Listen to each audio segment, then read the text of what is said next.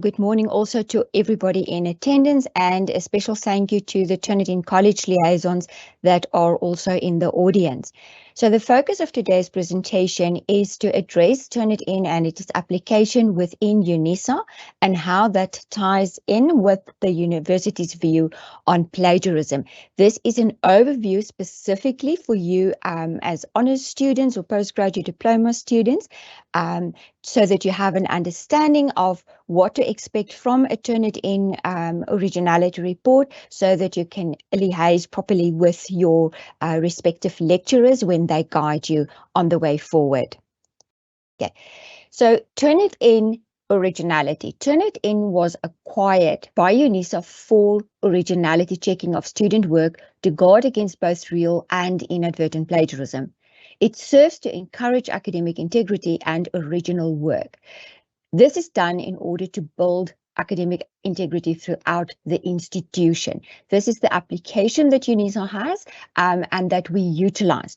So please do not view Turnitin as a punitive measure. It's not there to try and catch you at plagiarism. It is actually there to support you and guide you on how to improve the content of your work so that you have a qualification of integrity by the time of completion. UNISA's stance on plagiarism. It's a straightforward approach, and in that it says UNISA does not tolerate plagiarism. There are various policies in this regard. Most worthy of note, of course, the policy for copyright infringement and plagiarism. There's also an academic integrity policy and various other procedures that are applicable in this space. And I would advise you to go to the UNISA website and read them. Make sure that you have read the latest versions. These different versions of the policies and procedures, they are updated to accommodate expansion within the institution and various improvements. They will provide you with valuable examples also. So even if you did read them when you started a couple of years ago at the university, please go and revisit them so that you're all familiar with the content. So then, what is plagiarism? Now, at the Turnitin desk, we rely on the Merriam-Webster's online dictionary definition of what it means to plagiarize, because this encapsulates all the different aspects of what could be considered to be plagiarism. So the first one, the one that we are most familiar with, would be to steal and pass off the ideas or words of another as one's own. To use another's production without crediting the source, to commit literary theft, or to present as new and original an idea or product derived from an existing source. Okay, so in combination, we can say it's a false representation of the origin of the work. So there's no truth and honesty in the representation. Okay, so keep that in mind, because you do need to understand how content is viewed as being plagiarized, or what would be considered as plagiarism, before you can engage with originality check findings. So, and just before I start with the actual Turnitin, I need to offer you a warning, and this warning is going to be around the protection of your work. So first and foremost, you are no longer required to submit your work directly to Turnitin, okay, as an honors student at UNISA. So some of you might have done Turnitin last year and you're continuing with your studies. You no longer need to log in directly to Turnitin, because it has been integrated on your My modules, and it is incorporated within the system. And that is the space where you do need to upload your work yourself to protect authorship. Okay. So since it is integrated, okay, it's integrated for both assignments and examinations. Okay, so if Turnitin is required for a specific module code and a specific assignment, then it will run automatically. This choice is determined by the lecturer of that specific module. Okay, so this is not something that you can ask for. You don't have to request Turnitin. You don't have to activate anything. You simply submit your assignment, and if Turnitin is required for that assignment, it will run automatically. Just bear in mind that not all assignments and examinations require originality reports. This simply means you could have a module code with 5 assignments, but only 2 might require Turnitin originality checking. So please do not expect to see it on every assignment that is being submitted. So it is the decision of the lecturer on where it is needed. Okay, so I have already alerted you regarding the warning that you have to submit your work yourself. You need to do this in the formal UNISA submission space, okay, where you access with your My Life email credentials. Please do not upload in duplicate. It will compromise your originality reports. Okay, so this means you do not give your work to a friend or a family member or a colleague. Especially also not a person at a different institution, okay? Because these submissions would compromise the final findings that we run within originality checking on the due dates for your submissions on Turnitin. Also, please be most careful of individuals out there that sell so-called Turnitin services that promise you, oh, we will generate for you a good Turnitin report, etc., etc. They are often in disguise. They are paper mills that are in disguise. They steal your work and they sell it off to other students. I have seen many cases where this has happened, or they upload your work in open sources where anybody can retrieve it. And that is quite a concern because, again, it reflects back on you and it would compromise you. So this is your work and you work hard for this qualification. This is your ownership, your authorship. So it's your responsibility to ensure that it is safeguarded. We will also, on our side, ensure that your work is protected as best possible within the institutional account, but a bit more regarding that later on. So let's move to the first step that you have to take. So the only step that is required from you is that you need to accept the Turnitin EULA. This is the Turnitin End User License Agreement. So again, it's very easy. You do not have to go to any specific special place. You simply go to My Modules. You're going to upload the assignment. And if the assignment requires Turnitin, it will give you a pop-up message to say, for the submission to be sent to Turnitin, you do need to accept the Turnitin EULA. And you click on the orange block where it says, I accept the Turnitin EULA. You do need to click on it. If you've clicked on that block, it will recognize your authorship and it would contribute it to your specific assignment that also serves as legitimate use of the product, and it will henceforth generate originality checks when they are needed. You will get a pop-up message which is going to say thank you for accepting the Turnitin EULA. The nice thing about this is you only see it once. Okay, so the first assignment that you are going to upload that would require an originality check would provide you with this pop-up. Once you have accepted the Turnitin EULA, you do not have to repeat the action for every other assignment.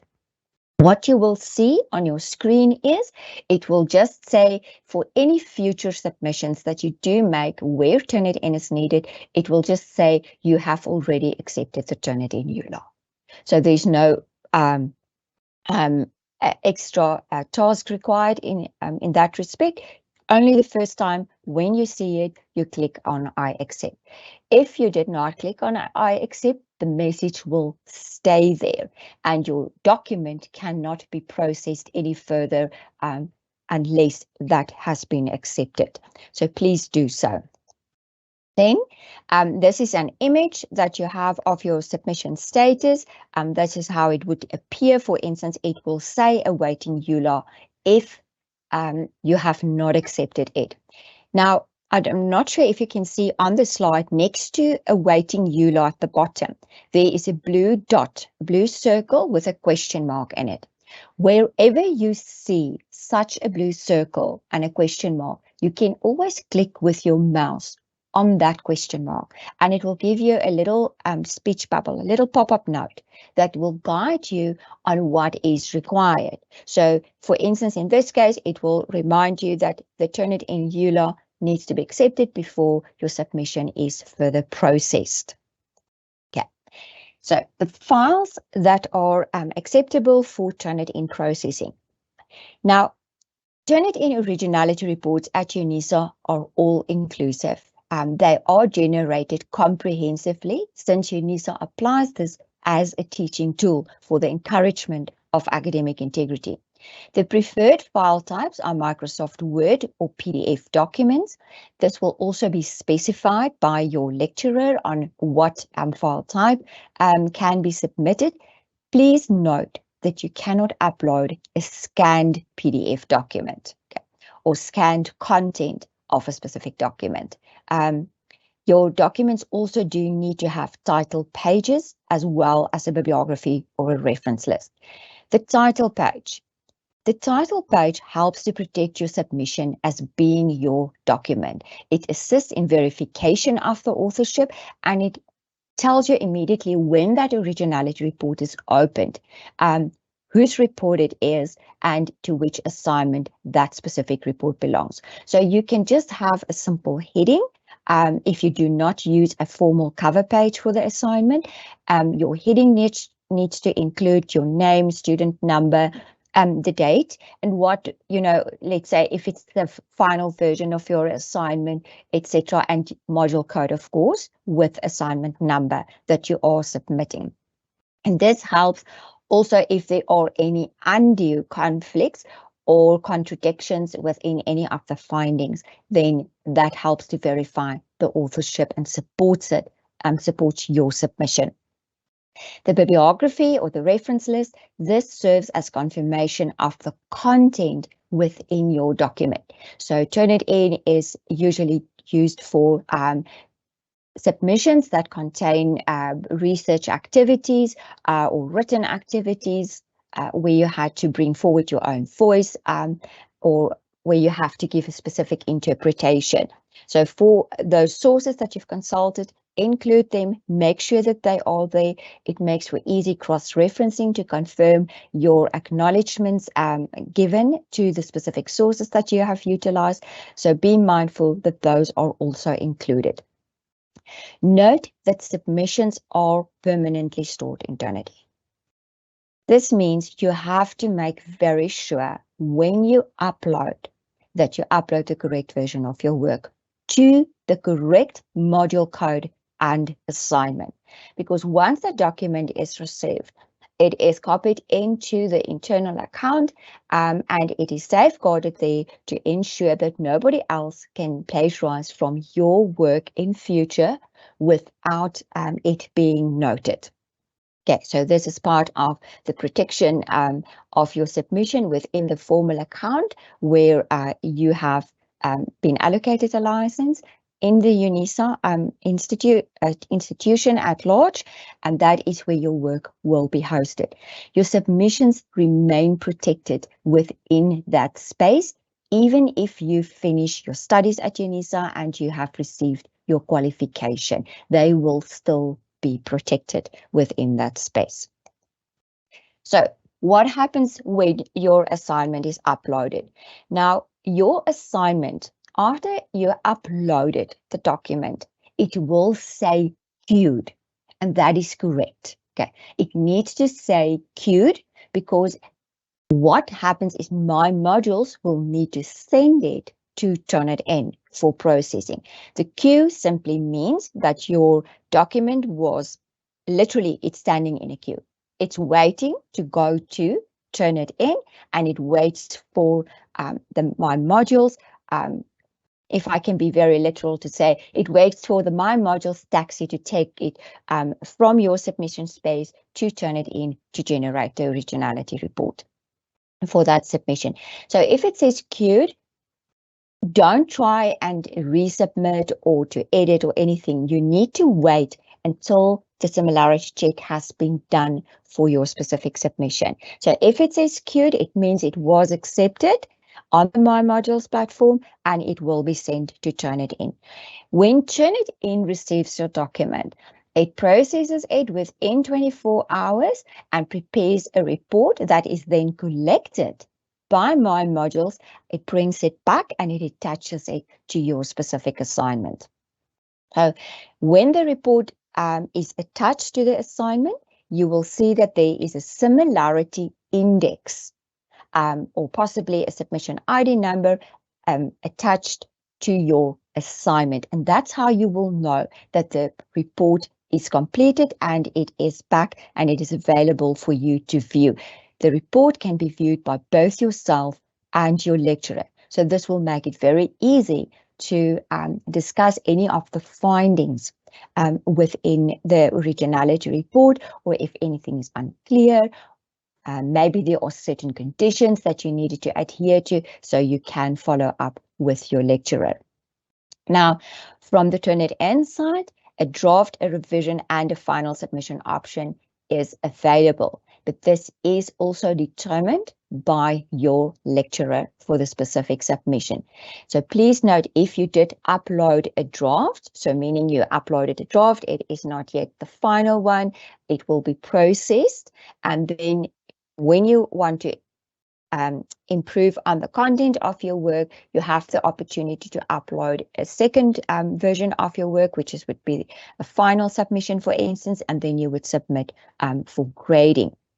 Now, very important, note that your report will be regenerated on the due date. Now, I bring this to your attention so that you also understand what happens on the due date when the assignment closes. Because during the space, the time that's open for you to submit your work, your report would be generated. You have the opportunity to rework on the content thereof and then submit as final, which is ready for grading. Then on the due date, to ensure that everybody is treated fairly and equally against the same database information, all the reports will be rerun on the due date. Okay. So the report that you see after the due date might differ slightly from your first report. Okay, so for instance, it might differ in the sense if you were required to use a specific template, and that would be noted in the final report. It's not a problem because that template was specified by the lecturer. So they do expect to see something like that, or if they gave you a very specific instruction, that is confirmed when the match is identified on the due date. So just that you are aware that there can be a slight difference. It doesn't mean that there will be a difference, but there can be a difference on the due date as we then run a check through everybody within that specific group to make sure all of the originality reports are comprehensive and generated fairly across the assignment. Okay, so this is what it would look like. Here is an example of a submission that was made. It was in PDF, and then just below you can see there is the Turnitin icon. And in the green block, we have 53%. This is the similarity index. Okay, so that tells you the originality report is available, and you can click on the percentage to open the report. It will open on a new tab in your browser, so that you can view the findings of your of the similarity check that was run on your document. Okay, we will talk about the percentages as well.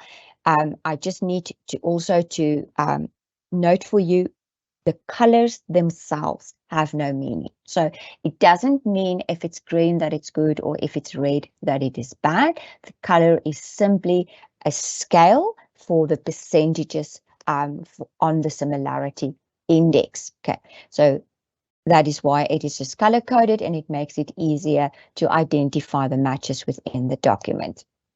Okay, now how did Turnitin arrive at the specific percentage? Okay, Your document, when received by Turnitin, is taken into a database and it's compared to different repositories. So there's a repository, it is noted here as periodicals. This is simply just a loose term that we apply for anything that was published or professional submissions within the database. So articles and other publications that might be there would fall into this specific repository. Then there is, of course, the internet repository that looks at current as well as archived internet sites. There is a UNISA paper repository of UNISA student paper submissions.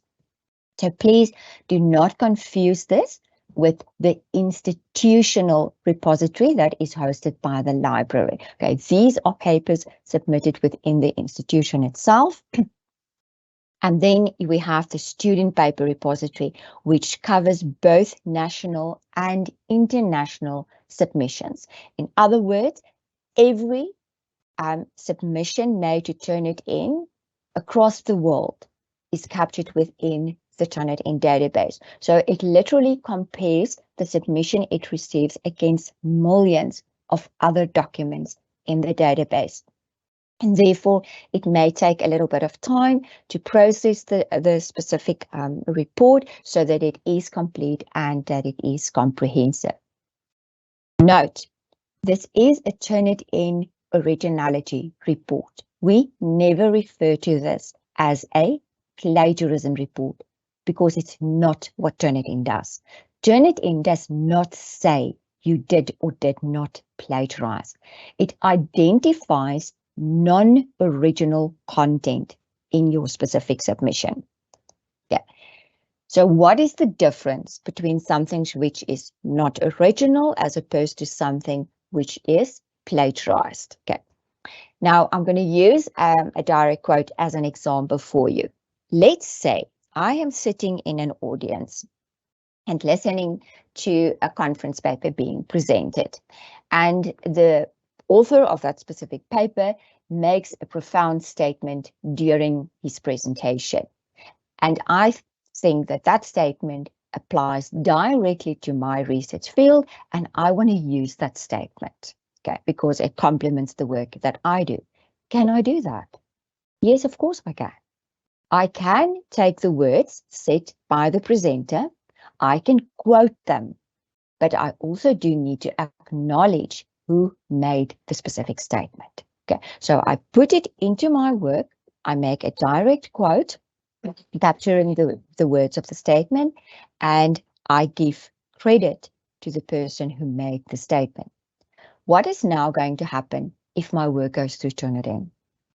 Remember, I quoted and I acknowledged my source. Okay.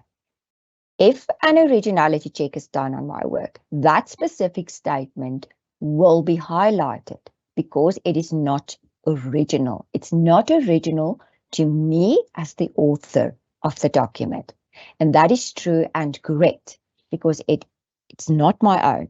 Okay. But did I plagiarize? No, I did not plagiarize. However, what if I were to use that statement in my document without giving credit to the source of information? So I take that person's statement and I include it in my own work and I just write it up. Okay. So now if you read my work, it looks like I wrote it myself. Okay, and I am making that specific statement. There's no indication of the source where I derived the statement from or any credit or acknowledgement to the specific presenter. What will Turnitin do now? Exactly the same thing. When my document goes through the Turnitin process, it will generate an originality report. It will highlight that specific statement because it is not original to me. Okay, which is true because it wasn't my own, but in that specific instance, I did plagiarize because there was no acknowledgement, no credit to the source of information. So I gave a false representation of the origin. Okay, so I am pretending that I am making that statement, which is not true. It is a false presentation of the specific information. And that's the difference between something which is not original, which could be fine, or as opposed to something which is not original, but it is plagiarized. And that is the difference between the two actions. Okay. So please note that the report is not going to accuse you of plagiarism. It needs to be analyzed. It identifies non-original content, and then it would say that is how it gets to the similarity index. So the percentage that you see reflected is based on the document as a whole, as it was received by Turnitin and processed. So it will tell me that percentage says how much is not original within the specific submission. Okay, so all things not original will be highlighted within the document. So, of course, if you do have copied text from other sources, it would be highlighted. If you use discipline-related terminology, that could also be highlighted. Names and titles that you use would be highlighted. Of course, direct quotes, as in my previous example, could be highlighted. Items in your bibliography or citations that you have in the content of your work could also be highlighted because they are not original. So the findings in your report need to be analyzed by your lecturer or your supervisor to identify if plagiarism is present in the document or not. And our lecturers and supervisors are trained in understanding the findings of the originality report so that they would be able to guide you on how to improve or change content in your work to address the specific purpose and expectation of that assignment that you've uploaded. Also note that it doesn't mean if something is highlighted in the content of your work that you have to change it. An example of that would be names and titles. You cannot change a name or a title of a source that you've used, because then that would not be correct or true within the content of your work. So therefore, it doesn't mean that you have to change everything that is highlighted. You work through the specific document and you discuss with your lecturer on where you should attend to the content. Maybe you've overutilized quotations, or maybe you did not paraphrase as expected, etc. There are various reasons why there can be highlighted content in your document. Okay. And this is what your report would look like. Okay. So on the left-hand side, when the window is open, you will see the text of your document, and on the right-hand side, there is a column with the overall similarity, and then there is a breakdown with individual sources. Now, on the left, we have here portions of text that are highlighted in blue, and they are marked with a little number 1. And on the right-hand side in the column, you can see there is a number 1, which is blue, and next to it, it says 26%.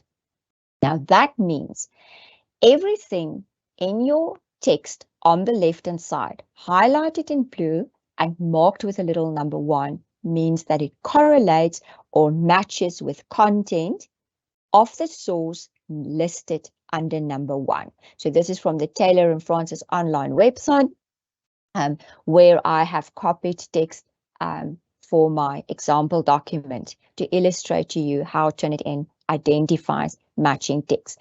The 26% is the total of all the matches against that specific source. My number 2 is green. Okay, on this screenshot, you cannot see any matches to number 2, but we can see number 3, which is a paragraph. It is highlighted in purple. It's a second paragraph that starts with 5 years into the implementation. So there we can see that everything marked with a little number 3 and highlighted in purple matches number 3, and it says 15%. So all instances in the document on the left with matching content to source number 3 amount to 15%. And then you will see it will decrease. Okay, so my number 4, for instance, is 9%, and the list will go on until you get to matches that show less than 1%.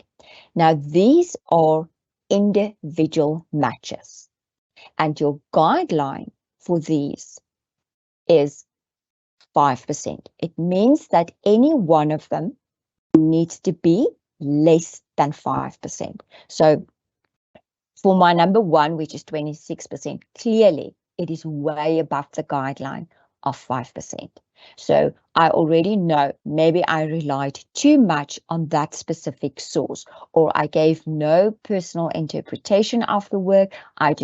Maybe I just copied it. Okay, so then I have like my number 2 is 23%. My number 3, even my number 4, which is 9%, is way above the guideline of 5%. Now, I know that many of you already realize that 5% as a guide for an individual match is a wide guideline. Yes, it is very wide, but that is to accommodate for subject terminology, because you do need to use that. It's to accommodate names and titles that you use. It is to accommodate for small quotes that you use. It accommodates for templates or specifications that you received from your lecturer, or definitions that might be expected within the content of your work. So 5%, that is the guide that you look at. If you address anything which is higher than 5, reviewing your usage of the specific source, then if that is decreased by default, your overall similarity index decreases. Now, the similarity index itself, I realize that the burning question for everybody is always, then what percentage is acceptable? There is no acceptable similarity index. I repeat, there's no acceptable similarity index. The reason for that being is that UNISA does not tolerate plagiarism. So the question we ask is plagiarism present in the document or not? If the answer is yes, it really does not matter what the percentage is, okay? Because plagiarism is unacceptable. Remember, the similarity index only indicates non-original content. Let me explain with an example. For argument's sake, you could have an assignment that generated a similarity index of 12%. Now, that might sound low, but if that submission is analyzed and blatant plagiarism is found within the content of that specific submission, then it would be unacceptable, because UNISA does not tolerate plagiarism. But you could also have, let's say, another assignment with a 20% similarity index. And when it is analyzed, okay, there's no blatant plagiarism found in the document. It adheres to the expectations and the purpose of the specific assignment. It adheres to the referencing style and form of acknowledgement expected for that specific submission, then that 20% could be acceptable. Okay. So for this example, we can clearly see there is a concern due to the very high percentage, but it does need to be analyzed to see why the percentage is so. So in my case, this is a very small document, and of course, I just copied and pasted to illustrate to you how it functions. Okay, but it needs to be analyzed. Okay, and please do not struggle on your own. If you do not understand why a certain portion of your content has been highlighted, please consult your lecturer, okay, so that they can guide you. Also note, it's not an answer just to go and quote everything, because if you overutilize a specific source, it starts to infringe on copyright. So be careful. Don't find a quick solution. Go look at the content. Go to produce your own work. Put in your own voice in the work that you are presenting, because that's what your lecturer is looking for ultimately, at the end of the day. The lecturer wants to hear your voice, your interpretation when that assignment is being assessed. Okay, moving on. So, in summary, UNISA does not tolerate plagiarism. Turnitin is there to assist and to help guide you so that academic integrity can be built. Therefore, there is no acceptable percentage. Your similarity index, the focus is not to reduce the percentage. Your focus should be on delivering your own work, producing an original product for your study.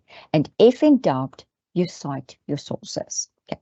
The individual source matches do need to be less than 5%. Okay, so that's universal rule. It's 5% is very wide, as I've explained to you. So rather look at your individual matches, okay, and focus on those instead of trying to look at the similarity index itself, because the similarity index itself is generated independently. Okay, so you cannot add all of your individual matches together to get to the similarity index. It's a completely different estimation finding of the content, matching content within the document. Okay. So the proper interpretation of an originality report requires careful thought and discussion with your lecturer, your supervisor. It is generally not necessary to rework every single highlighted portion of text, and you need to ask your lecturer or supervisor under which conditions a certain percentage of matching text may be allowed and how such text should be acknowledged within your document, because there might be a specific instruction. And if a specific match has been identified in the content of your work, it can also serve as confirmation that you adhered to the specifications set out for that specific assignment. In very easy terms, you listened to the lecturer and you did what you were instructed to do. And when Turnitin picks up on that, it serves as a confirmation. So every highlighted portion of text is not necessarily negative. It can also be positive for report analysis. For content support, please know who your subject librarian or your personal librarian is at the UNISA library. They can guide you, they can assist you, they can direct you to different spaces within the library on where you find information on research ethics, research integrity, what referencing styles. The LIB guides are also updated regularly. You can visit the link to access information. They really have valuable information. They have information on how to improve your academic writing. You can, of course, also attend the other workshops that our college presents for you as students to help you with your writing, to learn how to properly paraphrase and to bring forward your voice in your own work. Then there is the website plagiarism.org. It is an international website, but they have very nice, easy to read short articles on how to prevent plagiarism when you are writing, because it is easy to step into the trap of plagiarism, especially if you are new to the research field or are new to research practices. You might not realize that the manner in which you engage with the content of the sources that you have access, that could be considered as plagiarism, although it was not your intent. Okay, so make sure that you read as much as you can so that you are well informed on how to present your own work. Then for technical support, most important, of course, is your My Life email address that needs to be active. Because your verification happens against that specific address. This is the only method of correspondence that any of the UNISA staff would engage with and communicate on. So write to mylifehelp@unisa.ac.za if you do not have an active MyLife email address or if there's any difficulty with that specific address. Then if there is a concern with Turnitin itself, now Then you can write to the Turnitin desk at UNISA, which is turnitin@unisa.ac.za. We can only assist you once the originality report has been generated. As long as your submission says queued, it is waiting for my modules to send it to Turnitin for processing. If the message next to your assignment says pending, it means it was sent through to Turnitin, but my modules has not yet collected the report. Once the report is back and you have then your similarity index, or you have a new message, for instance, let's say the message says Turnitin could not generate a report for the submission, then you click on the little blue circled question mark, and the pop-up would probably tell you the document does not contain text. Maybe it was a scanned document, for instance. So it will inform you as to why you do not see the report, or it will say the report was not processed because you did not accept the Turnitin EULA. When you have the opportunity to go back, you can click on I accept the Turnitin EULA, and it will then send your work again to Turnitin for processing. Or there could be a different error message, but always click on the question mark to get a little pop-up to see why the report does not display, or if you display the report, if there is any other concern. Please note that when you do write to the Turnitin desk, that you always put in your student number in the subject line, the module code, and which assignment. This really helps to fast track the query. We do get hundreds and hundreds of queries. On occasions, we get thousands of queries on one day, depending on what the due dates are for specific assignments. And we are a very, very small team. So if as much as information that we do receive makes it a lot faster. We also guide lecturers so that if there is a specific concern that they can post on your module site, they can put up a notice for you, or they will inform you accordingly. We also provide them with a frequently asked questions list that they can put into the modules. They can upload that resource for you that you can look at when you have any question regarding Turnitin. And my advice is always consult the FAQ list first before you send an email, because usually the answer is already listed there, and you can have an immediate result, especially if you're a person who works late at night, or maybe you are working over the weekend, then you have answers at hand. And this brings me to the end of the presentation. This example is just on email requirements.